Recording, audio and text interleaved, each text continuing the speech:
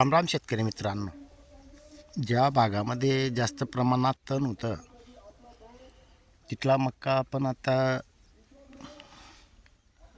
काहीतरी ट्रायल करून सुधारवण्याचा प्रयत्न केलेला आहे.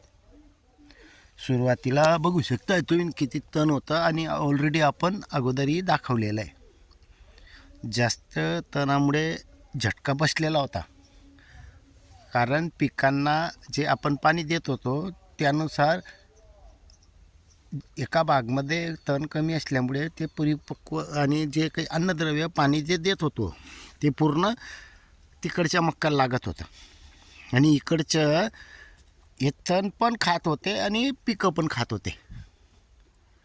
आपण तणनाशक मारताना 8 ते 10 दिवस लेट केलं गेलं आहे, कारण वैयक्तिक घरचे कामं, त्यामुळे आपल्याला इकडे चांगलाच झटका बसलेला होता. आपण आता 2 कॉक इकडे असल्यामुळे आपण याला एक्स्ट्रा पाणी दिलं गेलेलं आहे. 2 फवारण्या आपण एक्स्ट्रा केलेल्या आहेत. त्याच्यानंतर याच्यामध्ये चांगली सुधारणा झालेली आहे आणि अजून एक फवारणी करून घेणार आहोत.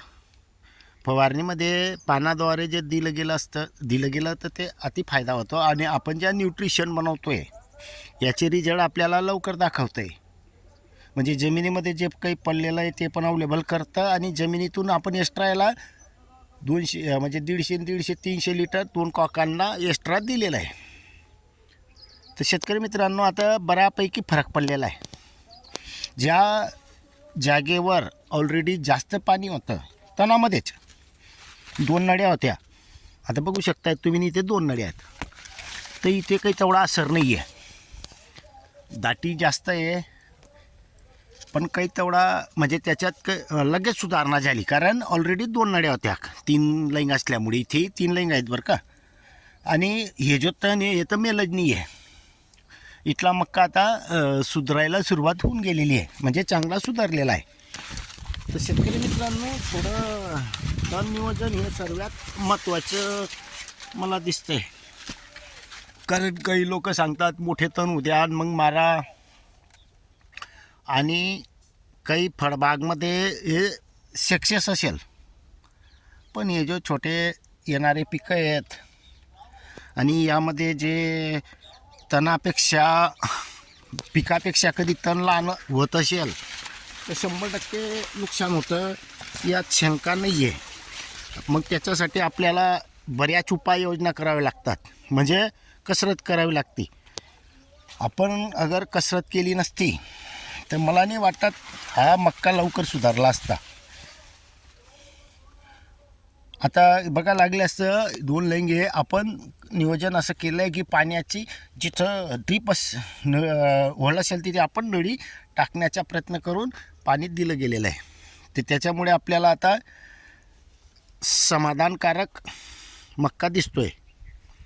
आणि अजून आपण जास्त प्रमाणात दिल्या गेल्यामुळे मला वाटतं आहे की ते विशेष फायदा होईल असं वाटते. उंची मात्र कमी आहे आणि विशेष म्हणजे शेतकरी मित्रांनो, यावर्षी जो थंडी आहे ही लगातार असल्यामुळे पण थोडा प्रॉब्लेम आहे.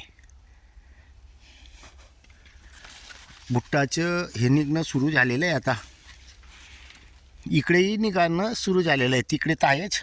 तर शेतकरी मित्रांनो, आजच्या कंडिशनमध्ये तणामधला मक्का, अगोदर एका शेतकऱ्याची कॉमेंट मी नव्हती रोटा मारून घ्या, पण शेतकरी मित्रांनो, संयम आणि आत्मविश्वास असेल तर आपण काही करू शकतो आहे.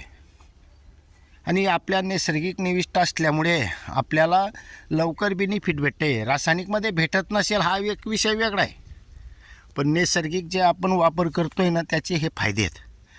विशेष म्हणजे आता तण जे मेलेलं आहे तरीसुद्धा आपल्याला माती दिसत नाही आहे, तणच दिसतं आहे मेलेलं.